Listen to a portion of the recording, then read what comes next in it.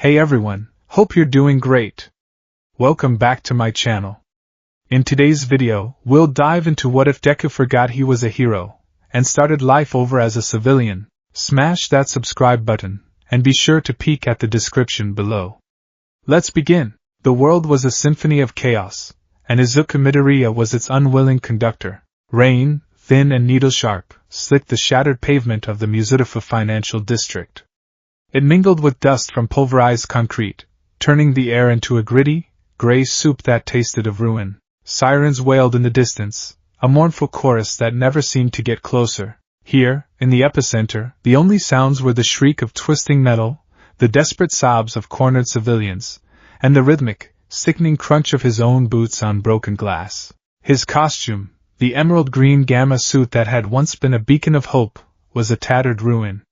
The right arm guard was gone, sacrificed to shield a child from a spray of shrapnel. His mask's comms unit crackled with static-laced panic from the other heroes forming a perimeter blocks away, their voices distant and distorted, like ghosts whispering from another world. Iku, report. What's your status? Endeavor's team is trying to push through the west side, but the collapses. Deku, can you hear me? Respond! He couldn't spare the breath to answer. All his focus, all his energy, was on the figure dancing through the wreckage ahead. The villain called himself Amnesia. A deceptively gentle name for a man whose entire ideology was built on violence. He was slight of build, dressed in a stark white suit that was miraculously, infuriatingly clean amidst the devastation. His quirk was insidious. It wasn't about brute force or flashy displays of power, it was about subtraction. Erasure. With a single touch, he could pluck the very core of a person's being, their drive, their purpose, their identity, and leave behind a hollow, functional shell. The news reports had shown his victims, pro-heroes who had forgotten how to use their quirks, master chefs who stared blankly at their own kitchens, loving parents who looked at their children with the polite indifference of a stranger. You see? Amnesia called out, his voice calm and melodic, a chilling counterpoint to the destruction he'd orchestrated. He pirouetted gracefully over a fallen girder, his movements fluid and mocking. You see the fragility of it all, hero? This grand, glittering stage you've built? It's a house of cards. And the people, they are not stronger for your presence. You make them weaker. Dependent. You are a crutch that has allowed society's legs to atrophy. Izuku grit his teeth, forcing air into his burning lungs. Black whip tendrils lashed out from his back, not as an attack, but as a net, catching a chunk of fallen cornice the size of a car before it could crush a paramedic team huddled over an injured businessman. The dark energy strained, groaning under the weight. You're wrong, Izuku rasped, his voice raw. Heroes give people hope. Hope is a delusion. Amnesia laughed, a sound like breaking porcelain.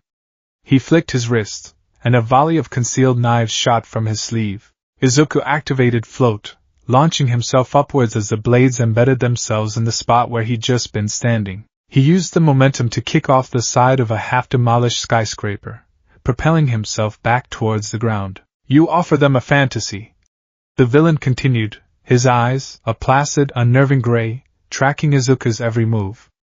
A lie that someone will always be there to save them. You rob them of their own strength, their own will to survive. I am not the villain here. I am the cure.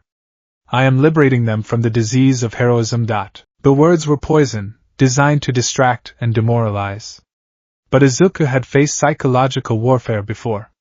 He landed hard, ignoring the sharp protest from his left ankle. His mind was a frantic supercomputer, processing 1,000 variables at once. 3 civilians trapped in that collapsed coffee shop. Paramedic team exposed. The structural integrity of the Atlas Tower is failing. And Amnesia is hurting me away from the largest group of trapped office workers. He saw it then. A city bus, flipped onto its side, its emergency lights feebly blinking. It was wedged precariously between 2 crumbling pillars of an overpass. Inside, he could see the pale, terrified faces of at least a dozen people. And above it, a network of deep cracks was spreading across the overpass's support structure. It wasn't going to hold for much longer. Amnesia saw him notice. A slow, cruel smile spread across his face. Ah, yes! The classic dilemma. The many or the one? Do you stop me, the source of the plague? Or do you save the symptomatic few? Your choice defines you, symbol of peace. The title, All Might's title, sent a fresh surge of power through him. It was a fire in his blood, a legacy of 8 souls roaring in his heart. He felt the familiar, comforting presence of the vestiges, a silent chorus of support in the back of his mind. There was no choice. Not for him. There never was. F.A. Gene. He stored the kinetic energy, his muscles coiling like immense springs. Black whip. Tendrils shot out, anchoring him to solid pieces of debris, giving him purchase on the unstable ground. One for all, 100%. The world dissolved into a maelstrom of emerald lightning. The air crackled and ozone filled his lungs. The power was a glorious, agonizing inferno, threatening to tear him apart from the inside out, but he embraced it. This was what it took. This was the cost. I will save them, he roared, the voice a fusion of his own and the echoes of those who came before. He didn't launch himself at amnesia. He launched himself at the bus. In the split second of absolute power, time seemed to warp. He saw the villain's smile falter, replaced by a flash of genuine surprise. He saw the individual faces in the bus window, their expressions of terror shifting to stunned awe. He saw a single tear trace a path through the grime on an old woman's cheek. He hit the bus not with a punch, but with his entire body, becoming a living fulcrum. With a scream that tore his throat raw, he shoved. The immense vehicle, weighing dozens of tons, scraped across the concrete with a deafening screech of metal. He pushed it, foot by agonizing foot, out from under the collapsing overpass and into a relatively clear area. The moment the bus was safe, the overpass gave way. Thousands of tons of concrete and steel crashed down onto the exact spot where the bus had been moments before, the impact shaking the very foundations of the city. The 100% output vanished, leaving behind the searing, familiar pain of shattered bones. His right arm and left leg screamed in protest. He collapsed to one knee, vision swimming with black spots, his breath coming in ragged, painful gasps. He had done it. They were safe, but the world was dangerously silent. The momentary quiet after a massive explosion, and in that quiet, a soft footstep behind him. He tried to turn, to summon even a flicker of black whip, but his body was spent. He was an empty vessel. A shadow fell over him, a beautiful gesture. Amnesia's voice was a soft murmur right beside his ear. Pointless, but beautiful. You see? You chose them. You always do. And in doing so, you leave yourself open. You proved my point. Izuku felt a cool, dry fingertip pressed gently against the center of his forehead, right over his sweat-soaked hair. There was no pain. No jolt of energy. Just a simple, devastating touch, and then, the void. It wasn't darkness.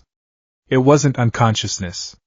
It was subtraction. The first thing to go was the purpose. The roaring fire in his soul, the unshakable, burning need to save everyone simply went out. It didn't fade. It was extinguished, like a candle flame in a vacuum. The feeling was so profound, so absolute, that its absence was a physical sensation, a vast, echoing chasm opening up in the center of his chest. Next went the faces. A woman with kind green hair, her face perpetually etched with worry and love. A skeletal man with brilliant blue eyes, his smile a beacon in the dark. A stern man with a capture weapon and weary eyes. A bubbly girl with rosy cheeks. A fiery, explosive blonde with rage in his eyes. They flickered in his mind's eye, one by one, like photographic slides, and then the meaning behind them dissolved. They became just shapes, just collections of features, as significant as the cracks in the pavement. Then the names. All Might. The name had been a prayer, a mantra, a North Star. Now, it was just a sound, a meaningless collection of syllables. Uraraka. Ida. Kaken. Sounds without context, echoes in an empty room. The green lightning of One for All, which had been a constant, living presence under his skin for years, sputtered and died. The quirk itself was still there, a colossal, dormant power coiled deep within his cells, but the key to ignite it, his will, his identity as the ninth holder, was gone. The vestiges, his council of ghosts, were silenced. Their vibrant world within him became a silent, gray void. He was a king who had forgotten he owned a kingdom. The pain in his limbs was still present, a sharp, insistent signal. But the reason for the pain, the context of sacrifice and heroism, had vanished. It was just pain. A meaningless, inconvenient sensation. He was on his knees in the rain, surrounded by rubble. He didn't know why. His clothes were torn. He didn't know how. His body ached. He had no memory of the cause. He looked up. The man in the white suit was still there, looking down at him with an expression of pity. There now, Amnesia said softly. No more burden. No more crushing weight of the world. You're free. Just a boy. Go. Live a quiet life. That is my gift to you. The man turned and walked away, disappearing into the swirling dust and rain. The boy on the ground did not watch him go. His eyes were unfocused. He pushed himself to his feet, his movements clumsy and uncoordinated. His body, honed by years of relentless training, moved on a kind of muscle memory he was no longer consciously aware of. He started to walk. He didn't know where he was going. He just knew he had to move. The sirens were getting louder, and the noise felt grating, intrusive. He turned away from them, shambling in the opposite direction. He walked past the bus he had saved. The people inside were starting to emerge, their faces a mixture of shock and tearful gratitude. They looked at him, some pointing, their mouths forming a name he didn't recognize. Deku. The word meant nothing. He kept walking. He passed a line of pro-heroes finally breaking through the cordon. He saw a towering man of flame and a winged hero descending from the sky. Their bright costumes were jarring against the gray landscape. They felt alien. Their presence created a buzz in the air, an energy that made the hollow space in his chest ache. He instinctively ducked into a side street, away from their piercing gazes. He walked for hours. The rain eventually stopped. The sky darkened from a bruised purple to an inky, starless black. The sounds of the city changed, the frantic sirens replaced by the distant hum of traffic and the lonely echo of his own ragged footsteps. He was a ghost drifting through a world that was no longer his. He felt a phantom limb-like sensation, a persistent, nagging feeling that a vital part of him had been amputated. There was a shape in his mind, a hole in his being, that was carved in the silhouette of a hero. But he didn't know what a hero was. His journey was aimless, a slow, shambling pilgrimage away from the noise and the chaos. He moved from the ruined grandeur of the financial district into the neon-soaked streets of the entertainment sector, the bright lights and loud music feeling like an assault. He flinched from the crowds, from the careless laughter of people whose worlds hadn't ended today. He sought the shadows, the quiet back alleys, the forgotten spaces between buildings. His body was failing. The adrenaline that had kept him moving was gone, leaving only exhaustion and the deep, grinding pain in his bones. He finally stumbled into a narrow, refuse-strewn alley in a quiet, residential district he didn't recognize, far from where he'd started. The smell of damp garbage and stale noodles was thick in the air. He leaned against a brick wall, slid down its rough surface, and finally let his body surrender. He curled into a ball on the cold, wet pavement, his cheek pressed against the grimy concrete. He was not asleep, but he was not truly awake either. He floated in a gray, timeless state.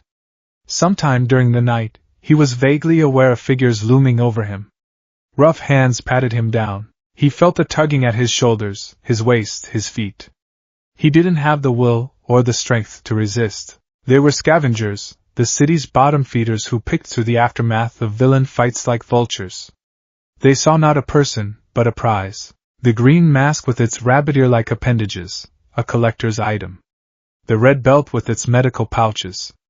The reinforced shoulder guards. And most valuable of all, the iron soles of his boots. They worked quickly, stripping him of every piece of his hero identity, every symbol that marked him as Deku. They left him in his tattered blackened undersuit, a simple, form-fitting black garment now indistinguishable from workout clothes. They left him anonymous. A nobody. A blank slate lying in the filth. The last thing he registered before a true, deep unconsciousness claimed him was the cold seeping into his bones. It felt like the cold in his chest, the cold of the void, had finally found its way to the surface. Light, a dull, hazy light, filtered through a dusty windowpane. That was the first thing he perceived. The second was a smell. Not the putrid stench of the alley, but something clean, antiseptic, lavender, and the faint, comforting aroma of brewing tea. He was lying on his back, on something soft. A cot, perhaps.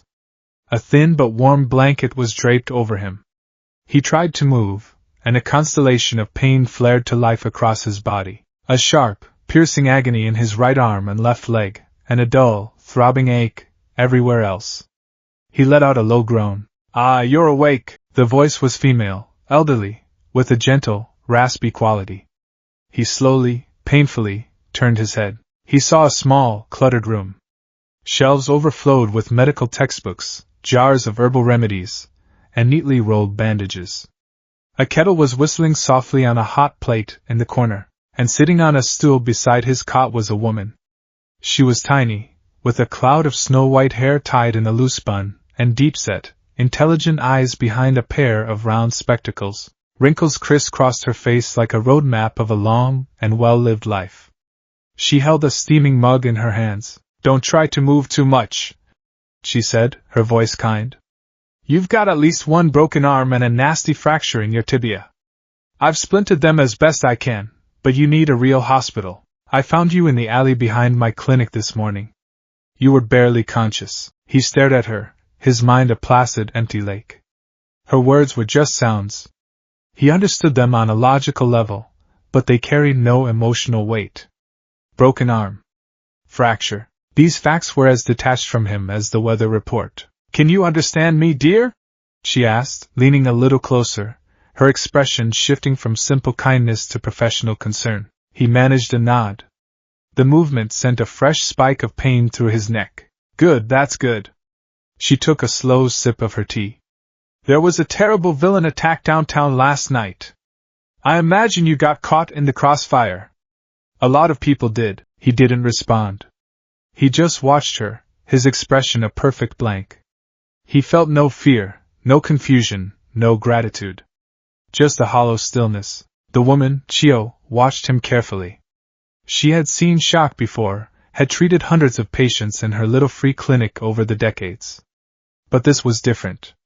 It wasn't the wild-eyed panic of trauma. It was an absence.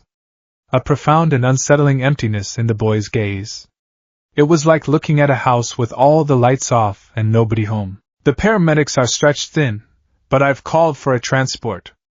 They should be here within the hour," she continued, her tone gentle, trying to coax a reaction from him. "They'll need to ask you some questions.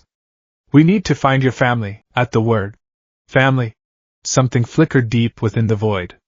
A ghost of a feeling. A faint, painful tug. It was gone as quickly as it came, leaving the emptiness behind, now feeling somehow colder. He found his voice. It was a dry, unused thing, a stranger in his own throat. "Family?" he rasped. "Yes, dear. Your parents. Do you know their names? Where you live?" He searched. He turned his awareness inward, into the vast, silent chasm in his chest, and looked for an answer.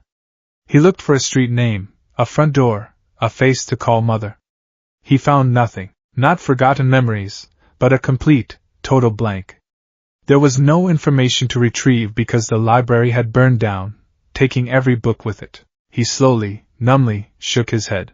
The woman's brow furrowed in sympathy. "Amnesia, then? It's not uncommon after a shock like that. It will probably come back in time." She offered him a small, encouraging smile. "Well, let's start with the basics. Something easy." She leaned forward, her kind eyes meeting his vacant ones. "What's your name, dear?" The question hung in the quiet, sterile air. Name. A label. A word that was supposed to mean him. He searched again, more desperately this time. He dove into the nothingness, flailing in the silent gray, looking for a sound, a syllable, a single letter that felt like it belonged to him. He found his own scarred hands, the calluses and old wounds a testament to a life he couldn't recall. He felt the phantom ache of a purpose that no longer existed. But a name? There was nothing. He looked from his unfamiliar hands back to the old woman's expectant face. The silence stretched. The kettle whistled. He opened his mouth, and the only truth he had left in the entire world came out, a whisper of pure, unadulterated emptiness. I don't know. 6 months is a lifetime when you have no other lifetime to compare it to. It is long enough for seasons to turn, for scars to fade from angry red to pale silver, and for the hollow echo in a young man's chest to become a familiar, if unwelcome, companion. The boy who had woken up in a charity clinic with no name and no past was now Riku Oyama. The name was a fabrication, a placeholder assigned by a kind but weary social worker. Riku for land, because he seemed so lost at sea. Oyama, for Blue Mountain, because it was a common, gentle name that wouldn't draw attention. It was a name without history, pinned to a boy without a memory, and it fit him as comfortably as a borrowed coat, functional, but never truly his own. After weeks in the hospital, where doctors poked and prodded and spoke in hushed, sympathetic tones about dissociative amnesia secondary to quirk-induced trauma, the system had decided what to do with him. Mizudafu, with its constant hero news and high-stakes energy, was deemed a poor environment for his recovery. The official recommendation was for a quiet place, a peaceful place, a place where he could build a new foundation without the ghosts of a life he couldn't remember haunting him. And so, Riku Oyama had been sent to Yumaibe. Yumaibe was a town that lived and breathed by the rhythm of the tides. Nestled in a gentle curve of the coastline, it was a world away from the steel and glass canyons of the cities. Here, the air tasted of salt and brine, carried on a breeze that whispered through gnarled pine trees clinging to the cliffs. The loudest sounds were the cry of gulls, the distant tolling of a buoy bell, and the gentle lapping of waves against the shore. It was a town of fishermen with sun-creased faces, elderly couples tending to their gardens, and a pace of life so slow it felt as though time itself had decided to take a vacation here. Riku lived in a small, one-room apartment above a sleepy laundromat. It was sparse, containing only a futon, a small table, a hot plate, and a single window that looked out over a patchwork of tiled rooftops towards the vast, endless blue of the ocean. The government stipend was meager, but his needs were few. His days were structured, simple, and blessedly quiet. His world revolved around Hana's flowers. The shop was a splash of vibrant color on an otherwise muted street of whitewashed buildings. Its entrance was flanked by buckets of carnations and sunflowers, and a small, hand-painted sign with a drooping daisy creaked in the sea breeze. The moment one stepped inside, the salty air was replaced by the rich, earthy scent of damp soil and the heady perfume of 100 different blossoms. The shop's owner was a man as gentle as his wares. Mr. Kenji Hana was an elderly man, thin and slightly stooped, with kind, crinkling eyes and hands that were perpetually stained with a little bit of dirt. He moved with a slow, deliberate grace, treating each petal and leaf with a reverence that Riku found deeply calming. Mr. Hana had hired him 3 months ago, seeing not a charity case or a lost boy, but simply someone who was quiet, diligent, and possessed an innate gentleness that suited the work. "Good morning, Riku-kun."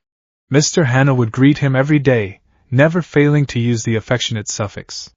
He would be tending to a tray of delicate orchid seedlings, his focus absolute. "Good morning, Hana-san," Riku would reply, his voice soft, almost shy. He would then begin his morning ritual, sweeping the floor, changing the water in the display buckets, and carefully misting the ferns that hung in the windows. Riku's life was a study in quiet observation.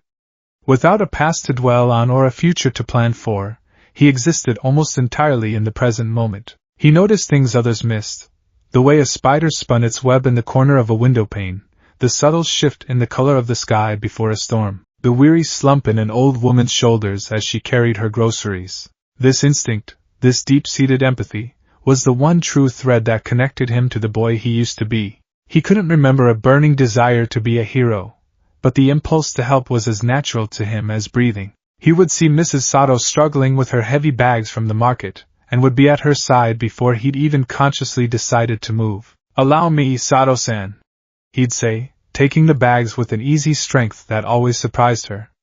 He wouldn't wait for thanks, just offer a small, shy smile and continue on his way. Once, a little girl had gotten separated from her mother in the town square, her face screwed up in the prelude to a full-blown wail. The adults around her were starting to panic, their loud questions only making the child more frightened. Riku had approached slowly, knelt down to her level, and simply offered her a single, perfect white daisy he'd been taking back to the shop. The girl stopped crying, her attention captured by the flower. It was in that quiet moment of distraction that her mother found her. Rika had slipped away before anyone could even properly thank him, the ghost of a feeling, warmth, satisfaction, flickering briefly in the void inside him. The most tangible link to his forgotten self rested on the small table in his apartment. A stack of notebooks. They were identical to the hero analysis journals he no longer remembered, filled with the same dense, meticulous script and detailed sketches. But the subject matter had changed. He wasn't analyzing heroes anymore. He was analyzing flowers. He would spend his evenings under the light of a single desk lamp, his pen scratching across the page. He would draw a perfect replica of a camellia, shading each petal with painstaking precision. Beside it, he would write everything he had learned from Mr. Hana or the books he borrowed from the town's tiny library. Tsubaki, camellia. Purity, faithfulness, and longevity. The red camellia, in Hanakatoba, can mean a noble death or perishing with grace. The petals don't fall one by one. The entire flower head drops at once. Some samurai saw this as a symbol of an honorable end. He filled pages with this information, with the language of flowers. It was a new code to decipher, a new system to understand a world of emotions that felt distant and abstract to him. He didn't feel love, or grief, or passion, but he could learn their symbols. A red rose for love. A white lily for purity. A yellow chrysanthemum for sorrow. It was like learning a foreign language for a country he could never visit.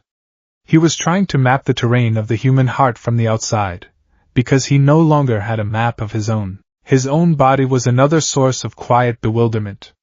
It was strong, lean, and covered in a latticework of pale scars. There was a particularly nasty one on his right hand, a puckered, starburst pattern of tissue that spoke of an old, devastating injury. He would trace its edges with his finger, trying to summon a memory, a flicker of pain, a reason. But nothing ever came. His body was a history book written in a language he couldn't read. This dissonance, this feeling of being a stranger in his own skin, was most pronounced when the ghost of his quirk decided to make an appearance. He never called it a quirk. To him, they were just flukes.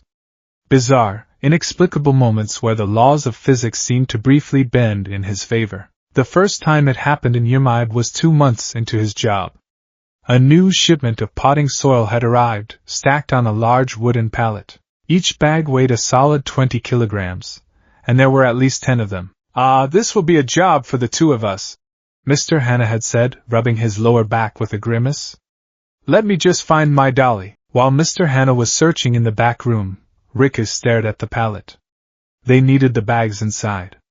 The dolly was missing. Without a second thought, driven by a simple, problem-solving impulse, he bent his knees, gripped the edge of the heavy wooden pallet, and lifted. It came up with an ease that was profoundly wrong. The entire pallet, laden with 200 kilograms of soil, lifted 6 inches off the ground. Rika held it there for a moment, a look of sheer bafflement on his face. The weight was nothing. It felt like lifting a bag of groceries. Mr. Hana returned, empty-handed. I can't seem to find that, oh my. His eyes were wide as saucers, fixed on Riku and the pallet floating in his hands. Riku immediately dropped it. The pallet hit the concrete with a deafening crack, sending a puff of dust into the air. I don't know, Riku stammered, looking at his own hands as if they belonged to someone else.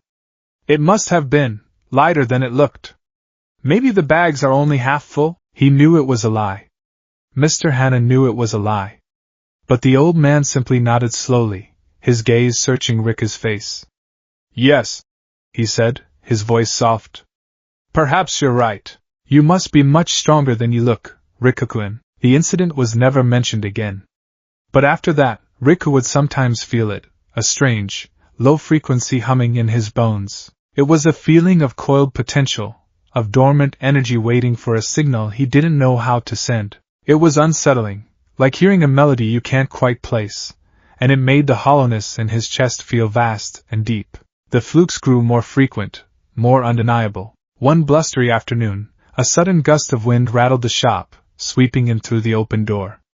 Riku was arranging a display of delicate, hand-painted porcelain vases near the window. One of them, a beautiful piece decorated with blue irises, wobbled on its stand. Time seemed to warp. For a split second, the world slowed to a crawl.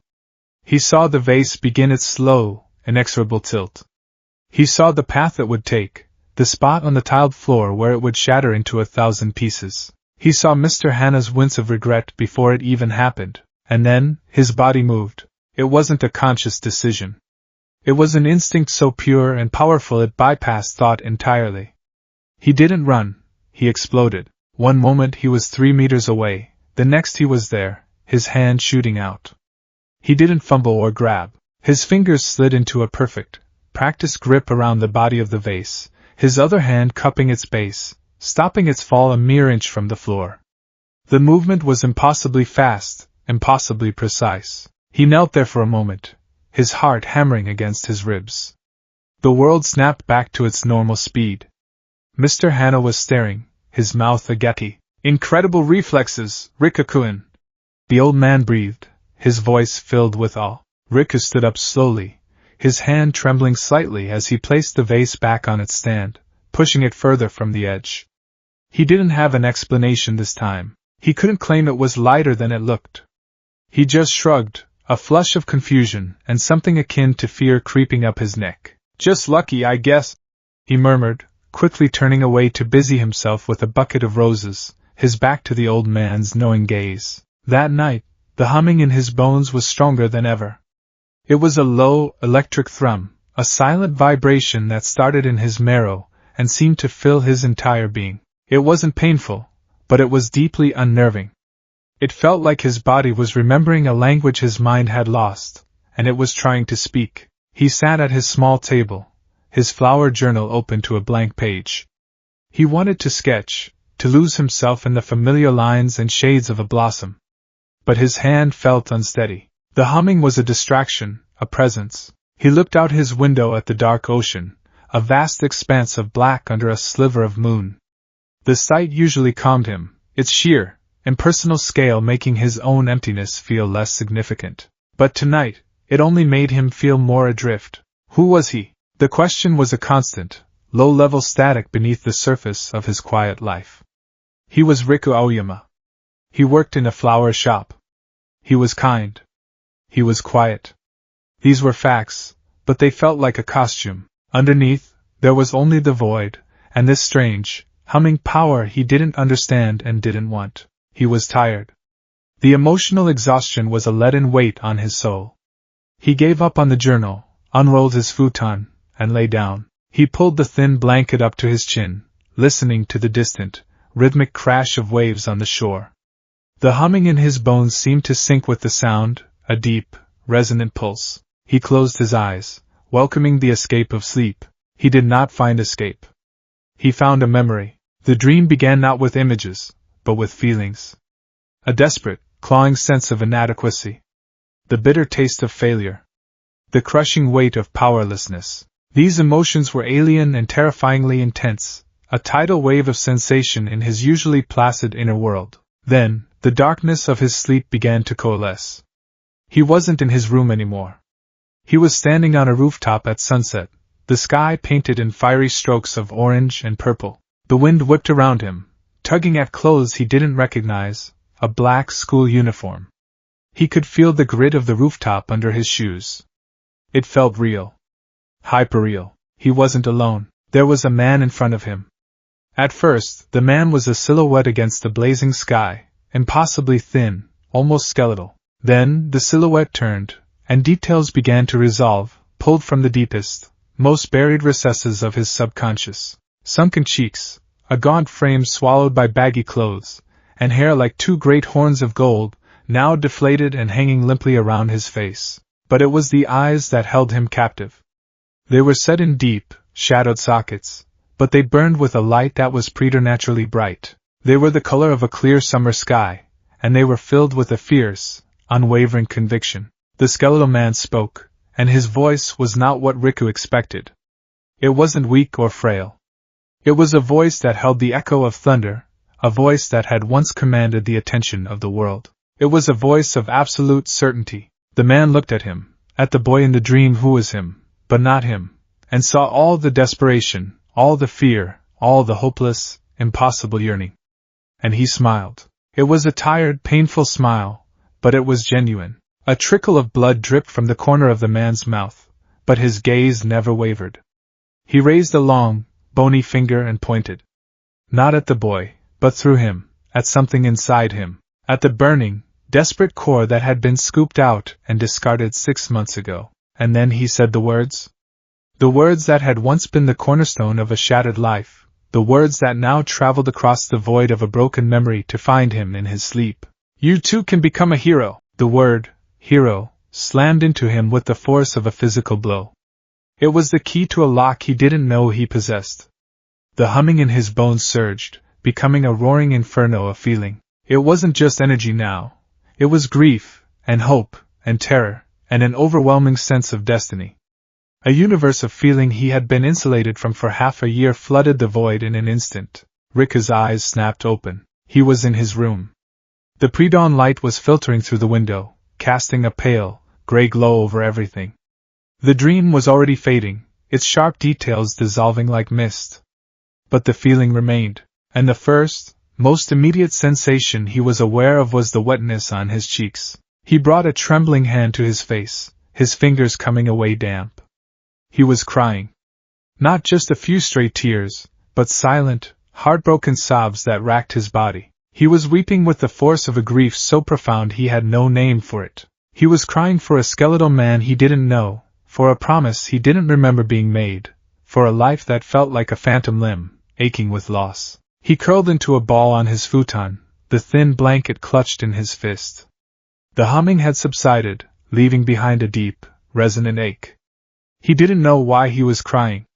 He didn't know what it meant. He only knew the echo of a single word, resonating in the hollow space where his soul used to be. Hero. The dream clung to him like the morning mist that rolled in off the ocean. It was a persistent, unsettling presence that colored the edges of his quiet life.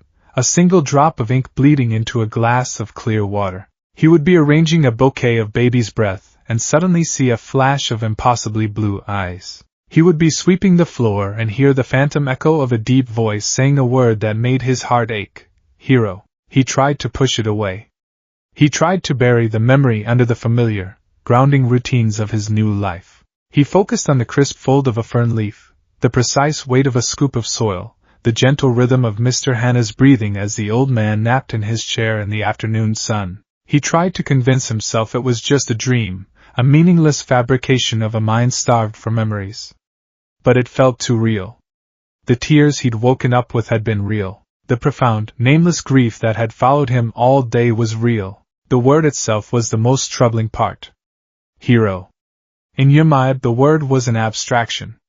It belonged to the loud, chaotic world of the cities, a concept as distant as the moon. The local news channel might occasionally mention the exploits of pro-heroes, but it was usually in the same detached tone they used for stock market reports or foreign weather. Here, a hero was the fisherman who towed a neighbor's boat back to shore in a squall, or the volunteer firefighter who put out a small blaze in a shed. The Caped Crusaders of Musitiful were like characters from a television show, but in his dream, the word had felt personal. It felt like a name he was supposed to answer to. A week after the dream, Rika found himself in the Konomi Diner, a small, cozy establishment that smelled of fried fish and soy sauce. It was his one small weekly indulgence, a treat for himself after a long week at the flower shop. He sat in a worn vinyl booth by the window, a bowl of katsudon steaming in front of him. A small, old television was mounted in the corner of the diner, its volume low, flickering with the images of the national evening news. He usually ignored it. But tonight, a particular combination of words from the anchorwoman cut through the clatter of chopsticks and conversation. Still no new leads in what has become one of modern hero society's most tragic mysteries, the disappearance of pro-hero Deku. Rika's head snapped up. His chopsticks froze halfway to his mouth. Deku. The name was bizarre, almost childish, yet it struck a chord deep within him, a dissonant, painful note on a piano string he didn't know he possessed. On the screen, grainy footage began to play. It was a chaotic scene of battle, a whirlwind of green lightning and black, whip-like tendrils of energy. In the center of it all was a figure in a dark green costume, his movements a blur of furious, controlled power. He was young, impossibly young to command such strength. The camera zoomed in on his face, momentarily clear amidst the chaos. Rick's breath hitched in his throat. He was looking at himself. It was his face. The same round cheeks, the same unruly mop of dark green hair, the same wide, expressive eyes. But this version of him was different. This boy's face was etched with a ferocious determination, a burning intensity that Rick couldn't imagine ever feeling. It was his face, but it belonged to a stranger who could fly, who could punch through concrete, who commanded lightning. A profound sense of vertigo washed over him. The diner around him seemed to tilt, the sounds fading into a dull roar. It was as if he were looking at a reflection in a warped mirror, a glimpse into a life so radically different from his own that it felt like a violation. The news report cut to a more recent clip. A woman stood on the steps of a modest apartment building, her face pale and drawn. She had the same green hair as the boy on the screen, the same as him. Her eyes were red-rimmed and filled with a grief so immense it felt tangible even through the television. "We just want him to come home," the woman said, her voice trembling as she clutched a framed photograph to her chest. It was a picture of the hero, Deku, as a small child, beaming a gap-toothed smile. "If anyone has seen him, if he's out there and he can't remember, please. Just let us know he's safe. Izuku, please come home." Izuku. The name hit him harder than the image of his own face. It wasn't a fabricated placeholder like Riku. It felt real. It felt like his. It was the key that fit the lock the dream had revealed. The sound of it vibrated through him, shaking loose a cascade of phantom feelings. A mother's love, the warmth of a hug, the taste of katsudon made just for him. His eyes burned. He felt an overwhelming, crushing sorrow for this crying woman, a protective instinct so fierce it made him dizzy. The report continued, cutting to another figure. This one was skeletal and gaunt, leaning heavily on a cane, but he stood with an unshakable dignity. It was the man from his dream. The screen identified him as Toshinori Yagi, All Might's former civilian identity. Deku was more than a hero. He was the very embodiment of the heroic spirit, the man said, his voice quiet but resonant with power. He embodied the principle of self-sacrifice. Wherever he is, whatever has happened to him, I know that spirit is not gone. It can't be. We will not give up hope. The man's blue eyes, even on the low-resolution screen, seemed to pierce through the television, through the diner, and find Rick sitting in his booth. They held the same unwavering faith from the dream. It was too much. The world was spinning too fast. Rick stood up abruptly, his chair scraping loudly against the linoleum floor. He threw a few crumpled yen notes onto the table, his half-eaten katsudon forgotten. He had to get out. He had to get away from the faces, from the names, from the impossible truth that was staring him in the face. He stumbled out of the diner, and into the cool night air. He didn't walk, he ran. He ran through the quiet, sleeping streets of Yamide, his breath coming in ragged sobs. He ran until his lungs burned and the ache in his legs drowned out the swirling chaos in his mind. He ran towards the only place that felt big enough to contain his turmoil, the ocean. He ended up on the beach, collapsing onto the cold, damp sand where the waves hissed and retreated. He stared out at the black expanse of water, the endless horizon, a stark, unforgiving line. Deku. Izuku. A hero. He was that boy. The boy who commanded lightning. The boy with the grieving mother. The boy the skeletal man from his dream believed in. He wrapped his arms around himself, trying to hold himself together. If that was him, then who was this? Who was the boy who arranged flowers and found solace in the quiet? Who was this person who was afraid of the strange power humming in his own bones? His life in Yamide, the fragile piece he had so carefully constructed, suddenly felt like a lie. A sandcastle built too close to the tide. He stayed on that beach for hours, until the moon was high in the sky, and the cold had seeped deep into his clothes. He didn't have any answers. He just had the crushing weight of a life he didn't know how to live, and the ghost of a past that was too terrifying to face. The dreams began to change. They were no longer just a single, vivid memory of the rooftop. Now, they were fractured and chaotic, like a shattered mirror reflecting a dozen different scenes at once. He would be plunged into a world of abstract darkness, a void where he felt like he was floating. In this void, figures would appear, fleeting and ephemeral. He saw a woman with long, pale hair that seemed to defy gravity, a kind smile on her face. A dark, intense man with white hair and a scarf that obscured his mouth. A bald, muscular man with strange cracks on his skin.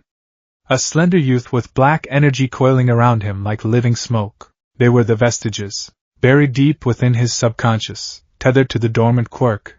They were trying to reach him.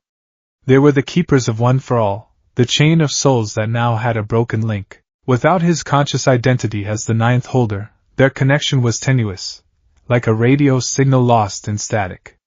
They couldn't speak to him in words, not yet. All they could do was project feelings, intentions, fragments of their own being. He would wake from these dreams with a pounding headache and a sense of profound confusion. The images were fleeting, but the emotions they left behind were potent. He'd feel a flash of Nana Shimura's fierce, protective love.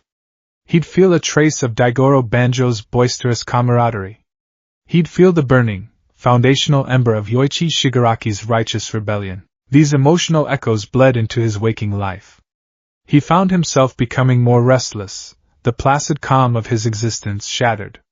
The humming in his bones was a near-constant companion now. He started getting crippling headaches, sharp, blinding pain that would bloom behind his eyes without warning, often accompanied by a fleeting image from his dreams, a flash of white hair, the sensation of floating. Mr. Hana noticed the change. He saw the new tension in Rika's shoulders, the dark circles under his eyes. "Are you feeling all right, Rika-kun?" the old man asked one afternoon, his voice laced with concern. They were trimming thorns off a batch of newly arrived red roses. "You seem troubled." Rika's hand slipped, and a thorn pricked his finger. He winced, bringing the finger to his mouth. "I'm fine, Hana-san. Just not sleeping well." It was the truth, but it was also a profound understatement. He felt like he was slowly coming apart at the seams. The quiet boy who had arrived in Yamaibe was being eroded by the ghostly memories of the hero he used to be. The two identities were at war within him, and the battle was taking its toll. He sought refuge in the one thing that had always brought him a measure of peace: his notebooks. He needed to ground himself, to focus on something tangible, something real. He sat at his small table late one night, the rhythmic crash of the waves outside his only company.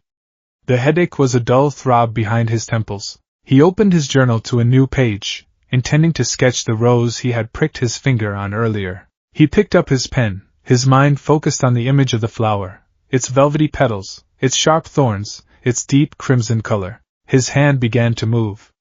But it wasn't drawing a rose. The pen moved with a life of its own, guided by a force that was not his conscious will. It was muscle memory. A ghost in the machine. A pattern etched so deeply into his nerves that even the erasure of his mind couldn't completely destroy it. The lines were quick, confident, and precise. A sharp, V-shaped peak. Two long, antenna-like tufts sweeping back from it. A few bold strokes to indicate a broad, heroic jawline and a smile that could move mountains. He wasn't drawing a flower. He was drawing the stylized silhouette of All Might's signature hairstyle. Rika's own hand stopped, hovering over the page. He stared at the drawing. It was simple, just a few lines, but it was instantly, undeniably recognizable. He knew it in his bones. He knew it in the deepest, most silent part of his soul. The image was a key. It unlocked a door not to a specific memory, but to a feeling. An immense, overwhelming wave of pure, undiluted nostalgia washed over him. It was the feeling of a child looking up at their idol, a feeling of awe, of safety, of boundless admiration. It was the warmth of sunlight after a long winter. It was the first, foundational stone upon which an entire life had been built. He remembered the name on the television, Toshinori Yagi. The skeletal man from his dream. The former civilian identity of All Might.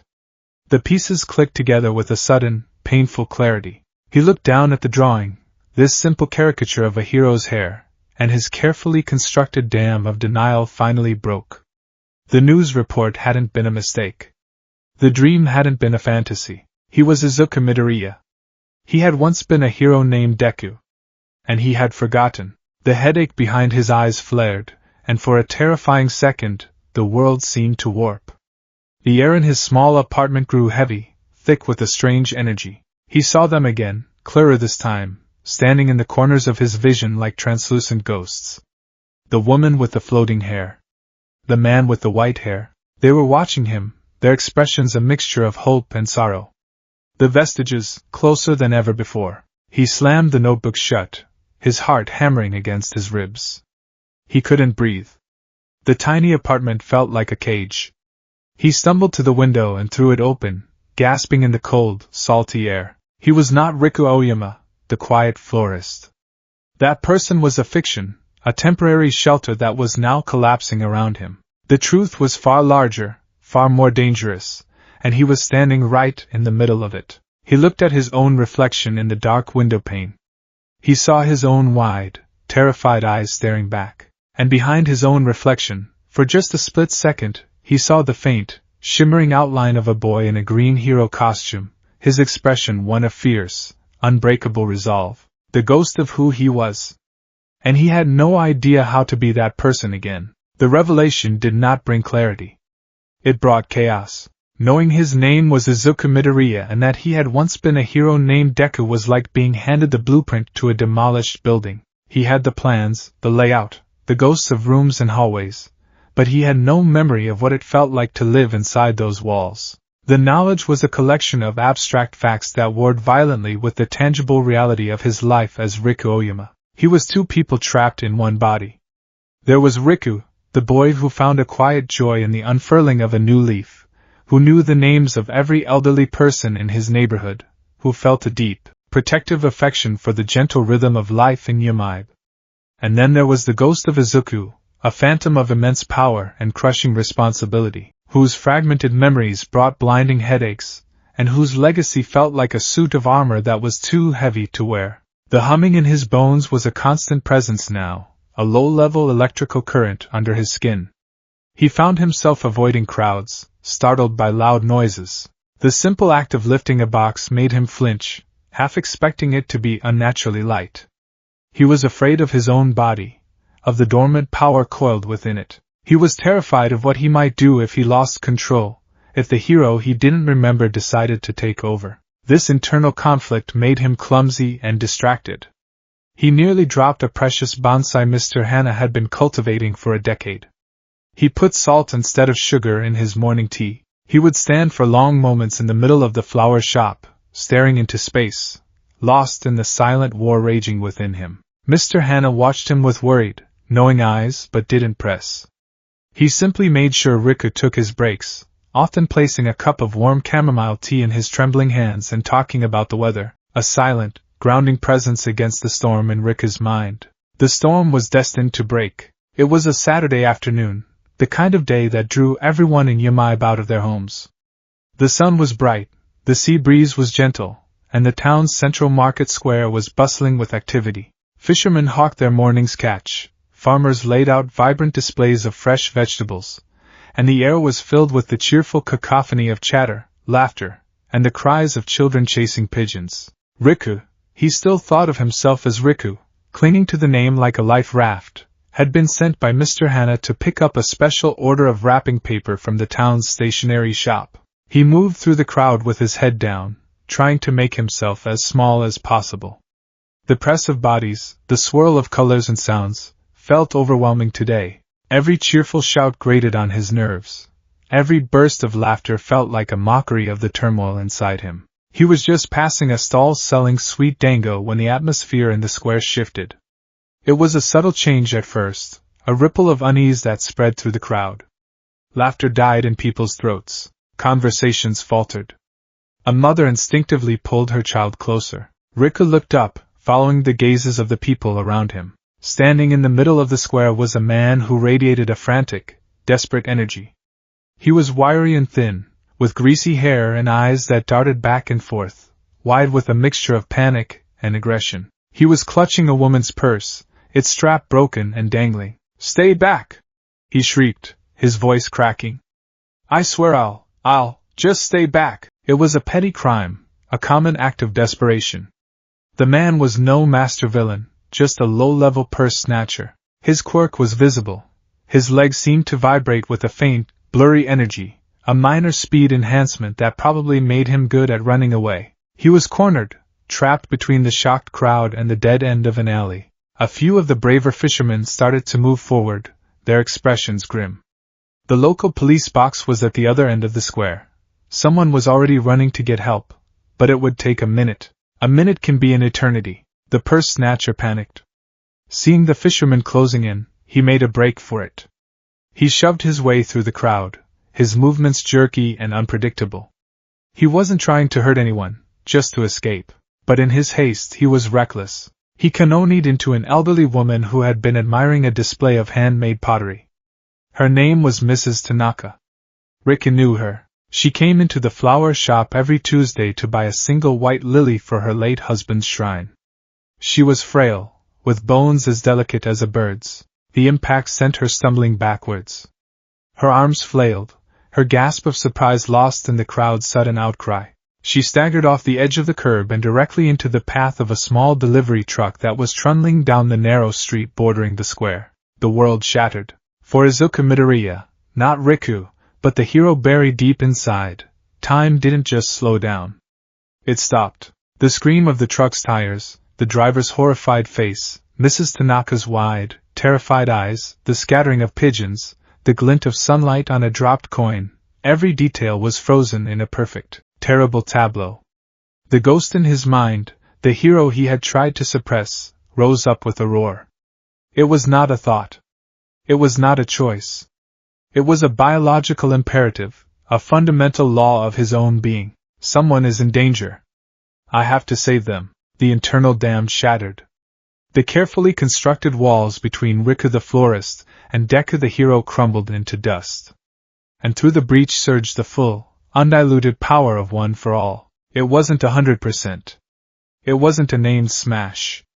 It was a pure, instinctual burst of energy, a flood of green lightning that erupted from him without conscious command. Riku Oyuma's mind, the quiet observer, was suddenly a passenger in its own body, watching in stunned silence as a force he couldn't comprehend took control. His feet left the ground.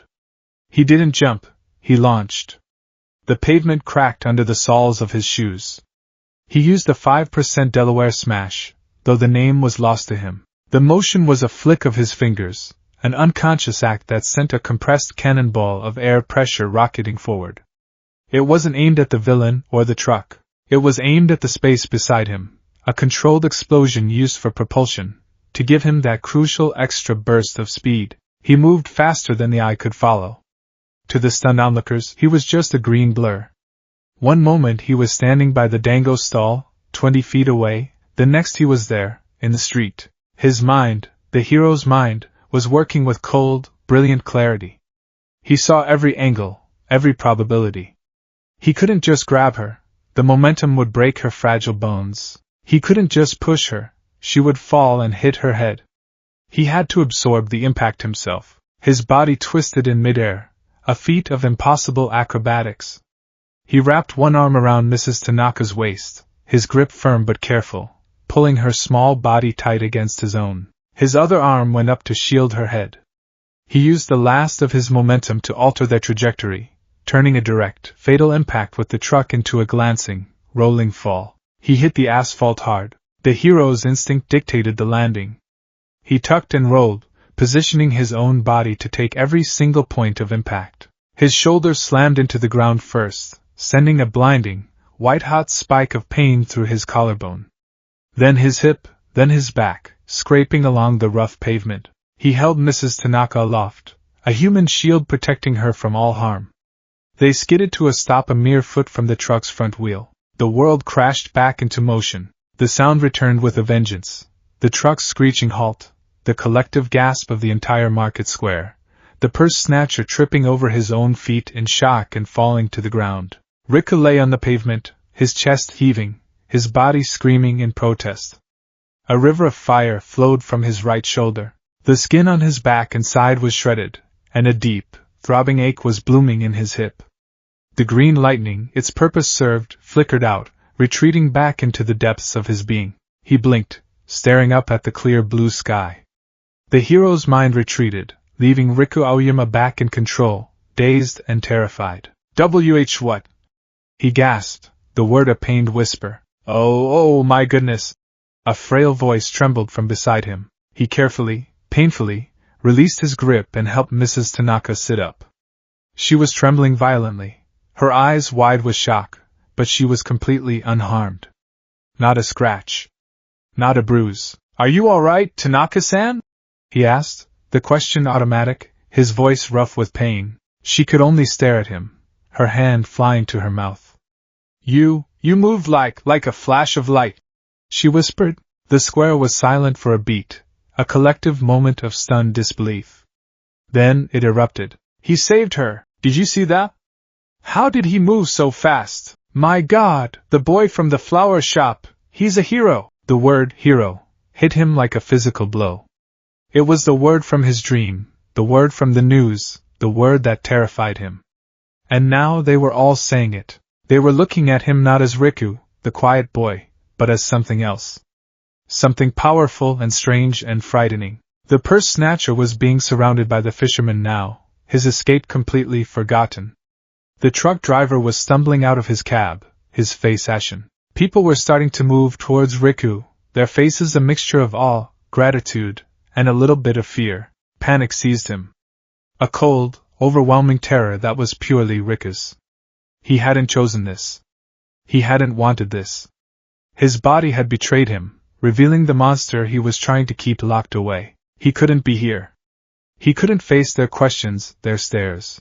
Scrambling to his feet, ignoring the searing pain in his shoulder and the raw, scraping agony along his back, he pushed his way through the gathering crowd. Wait! Young man! Are you all right? Thank you. You saved her life. He didn't listen.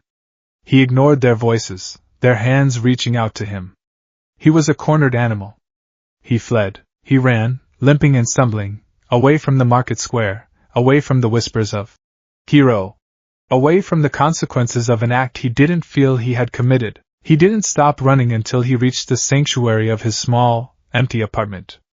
He slammed the door shut, leaning back against it as if to physically bar the world from entry. He slid down the door to the floor, his body finally giving in to the pain and exhaustion. He sat there on the floor, trembling, the adrenaline slowly draining away, leaving behind a terrifying clarity. He looked down at his hands. They were scraped and bleeding. He gingerly touched his right shoulder, his fingers coming away from the torn fabric of his shirt sticky with blood. The pain was immense, but it was the quality of the pain that was so disturbing. It was familiar. It was a deep, resonant ache in his bones, the ghost of 100 other injuries, 100 other sacrifices. It was the price of using his power. The humming in his bones was back, but it was different now. It wasn't a gentle thrum, it was a roaring, triumphant chorus. The vestiges, silent no more, were awake. Their presence was a tangible weight in his mind, a crowd of unseen figures gathered in the room with him. He could almost hear their voices, not as words, but as waves of pure emotion. Pride. Approval. Encouragement. Concern. Good. That is the way. You are hurt. Protect. Save. The chorus of feeling was overwhelming, a tidal wave of sensation that threatened to drown him. He clutched his head, groaning. It was too much. The power, the pain, the voices. It was a world he wasn't equipped to handle. He had spent 6 months building a new life, a quiet life, a safe life. Riku Oyama, the boy who worked with flowers, who lived by the sea, who was blessedly, wonderfully normal. In the space of 10 seconds, that life had been shattered. The hero he had been, the ghost he had tried to ignore, had ripped its way to the surface and shown the entire town what he was. He could no longer deny it. He could no longer hide from it. The flukes weren't flukes. The dreams weren't just dreams. He had a quirk. A powerful, dangerous, and terrifying quirk. A hero's quirk. And his body remembered how to use it, even if his mind did not. Hiding in the sterile quiet of his apartment, the sounds of the town muffled by the walls, he looked at his trembling, aching arm. The arm that had saved a life without his permission. The arm that held the legacy of 8 other souls. The arm that had just destroyed the only peace he had ever known. He was Izuku Midoriya. He had been Deku. and he finally, truly, accepted that he could not escape what that meant. The question was no longer who he was. The question was, what was he supposed to do now? The news cycle in the hero world moves at the speed of light. A catastrophic battle can dominate the headlines for 3 hours only to be replaced by a daring rescue, which is then eclipsed by a celebrity hero's endorsement deal. It is a relentless, churning beast, hungry for new content. But some stories have staying power. Some mysteries lodge themselves in the public consciousness, becoming modern legends. The disappearance of Deku was one such story. He had vanished at the apex of his ascent, a rising star extinguished without a trace. For 6 months he was a ghost, a cautionary tale, a face on a missing person poster that was beginning to fade. Then, a tiny, insignificant story surfaced from a place no one was looking. It wasn't national news. It didn't even make the major prefectural broadcasts. It was a small human interest piece on a local Kanagawa news blog, the kind of fluff story used to fill space between reports on fishing yields and community festivals. The headline was simple: Local youth's quick reflexes save woman in Yamide market. The article was short and vague. It described an elderly woman, Mrs. Tanaka, being saved from a traffic accident by an unidentified young man who moved with astonishing speed. The witnesses were quoted, their descriptions colored by shock and awe. It was like a green blur, said one fisherman. He was there 1 second, and over there the next, said the dango vendor. The article mentioned the young man worked at a local flower shop and had fled the scene before he could be properly thanked or identified, seemingly overwhelmed by the attention. In the grand scheme of things, it was nothing. A minor act of public service in a sleepy coastal town. It was a story destined to be read by a few hundred people and then disappear into the vast archives of the Internet. But the Internet is a web of infinite connections.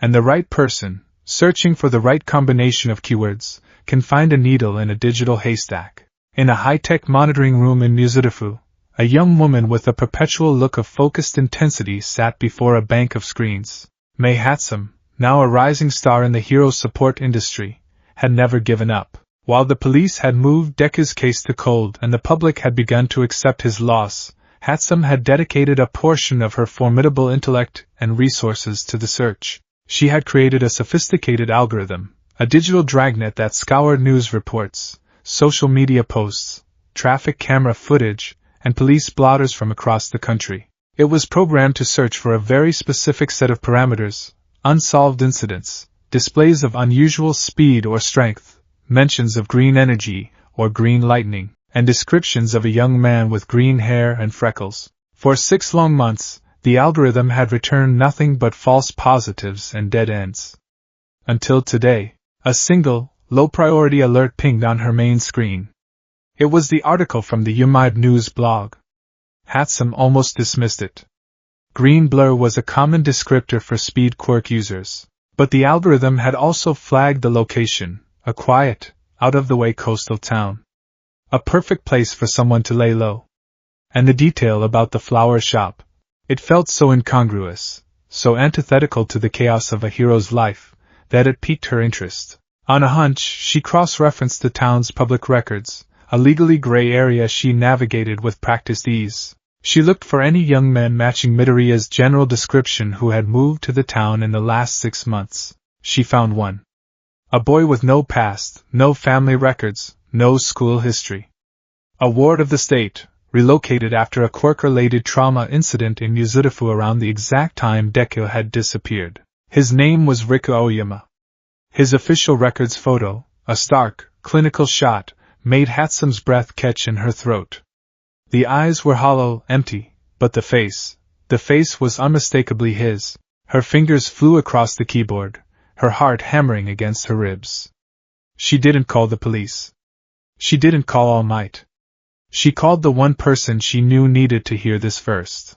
The phone buzzed on the nightstand next to Ochako Uraraka's bed. She was exhausted.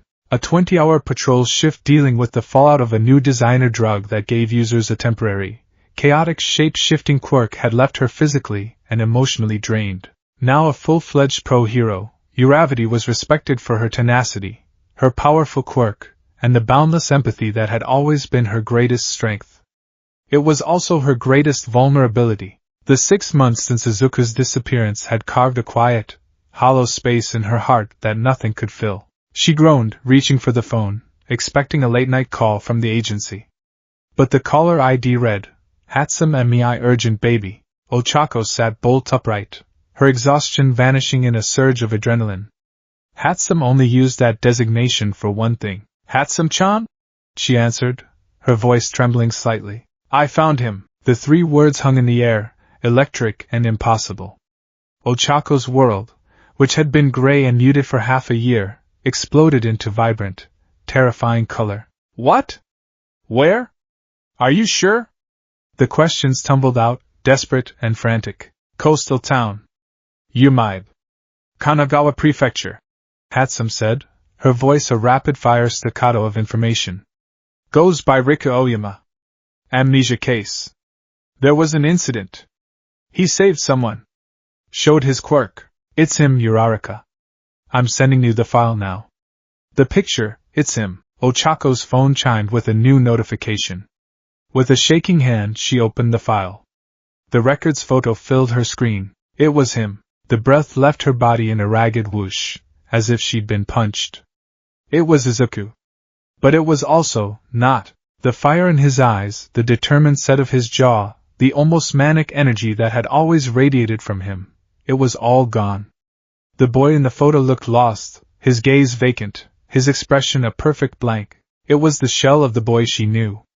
The sight was both a miracle and a tragedy. Tears streamed down her face, hot and silent. He was alive. He was alive, and he was empty. What do we do? Ochako whispered, her voice choked with emotion. The official channels will be too slow, Hatsum said. They'll want to observe, to evaluate. They'll treat him like a case file. You know him better than anyone. You have to go. You have to see for yourself. There was no question, no hesitation. She didn't think about protocol or procedure. She only thought of the hollow-eyed boy in the photograph. I'm going, she said, her voice thick with a resolve she hadn't felt in months. I'm leaving now. The train ride to Umaib felt like an eternity. Ochako sat by the window, watching the urban sprawl of Nizurufi give way to rolling hills and then, finally, the brilliant, glittering blue of the coastline. She had taken a personal day, giving a vague excuse to her agency. This was too fragile, too important for official channels yet. She clutched her phone in her hand, staring at the photograph of Riku Oyama. What would she find? Would he remember her? The report said amnesia. The thought was a cold knot of dread in her stomach. What if she looked into his eyes and saw nothing? No recognition, no friendship, no shared history. What if she was just another stranger to him? The town of Umaib was just as the file described, quiet, quaint, and peaceful. It was the perfect antithesis to the life Izuku had led. As she walked from the small station towards the town center, she could almost understand why he might have found a strange sort of peace here. The salty air was clean, the people smiled and nodded as she passed. It was a gentle world. Following the directions on her phone, she found the flower shop. Hana's Flowers. It was a charming, unassuming place, a riot of color and life on a sleepy street. A small bell chimed as she pushed the door open, the scent of earth and blossoms washing over her. An elderly man with kind eyes looked up from a pot of orchids. Welcome, he said with a gentle smile. Hello? Ochako said, her heart pounding a frantic rhythm against her ribs. She scanned the small shop. It was empty except for the old man. Disappointment, sharp and bitter, lanced through her. What if the report was wrong? I was looking for someone, she began, her voice unsteady. A young man who works here. His name is Riku Aoyama? The old man's smile softened. Ah, Riku-kun. He's just in the back, organizing a new shipment of vases. A very diligent boy. I'll go get him for you. No, Ochako said, a little too quickly. It's okay. I can wait. She didn't want the old man to witness this. Whatever was about to happen, it felt profoundly personal. She pretended to browse the displays of lilies and roses, her hands trembling. Her ears were strained, listening for any sound from the back room. She heard a faint clinking of glass, a soft humming. It was a tune she didn't recognize, quiet and melancholic. Then, a curtain of bamboo beads rustled, and he stepped out, and Ochako's world stopped. It was him. Not a photograph, not a ghost, but him. He was wearing a simple gray apron over a plain t-shirt, his hands smudged with a bit of dirt. His green hair was just as unruly as she remembered, but it seemed softer somehow, without the constant tension of battle to make it stand on end. He looked calm. The frantic energy was gone, replaced by a quiet, watchful stillness. His eyes, when they briefly flicked towards her, were not the blazing emeralds of a hero, but the soft, mossy green of a forest floor. He hadn't truly seen her yet. He was focused on a small terracotta pot he held in his hands. He walked over to a workbench and gently placed it down, his movements careful and precise. For a moment, Ochako couldn't breathe. She just drank in the sight of him, this impossible miracle. The tears she had been holding back began to well in her eyes. He was alive. He was whole. He was right here. She took a shaky breath, and his name, the name the world knew him by, left her lips in a choked whisper. Deku? His entire body went rigid. It wasn't a flinch of surprise. It was a full-body seizure of shock, as if she had struck him with a live wire. The name, his hero name, the one he now associated with the terrifying stranger on the news, was a brand seared into his soul. He turned his head slowly, his movements stiff and robotic. His moss-green eyes finally focused on her. He saw a young woman with warm brown hair cut into a bob, and large, kind eyes that were swimming with tears. Her face was achingly, painfully familiar. He'd seen it before, not in a memory, but in the chaotic, fragmented dreams that plagued his nights. A girl's face, floating serenely in a blue sky. But the Riku part of him, the part that was dominant, that was afraid, saw only a stranger. A stranger from that other life, the one that brought pain and confusion. A stranger who knew the ghost that lived inside him. "Do I know you?" he asked, and the sound of his voice, so quiet and hesitant, so unlike the confident shout she remembered, shattered Ochako's heart into a million pieces. The tears spilled over, tracing hot paths down her cheeks. "Know me? Deku, it's me.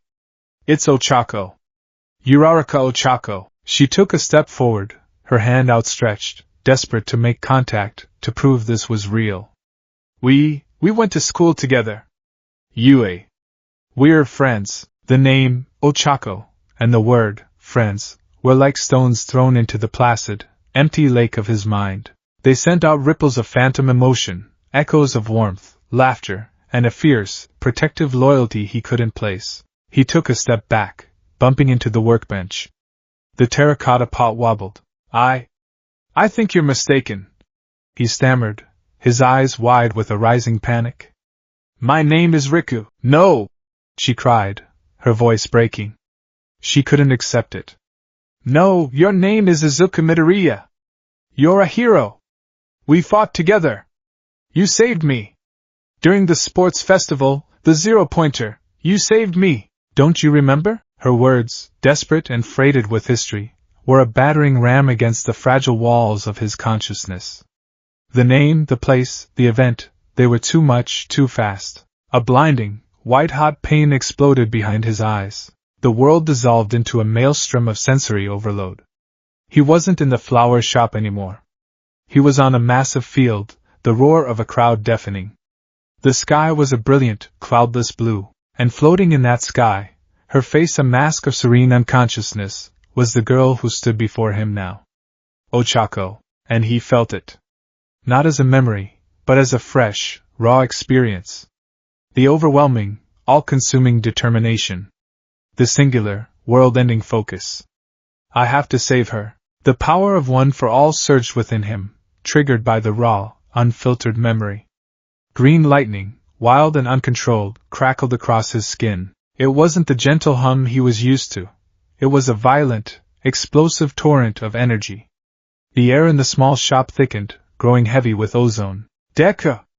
Ochako gasped, seeing the green lightning.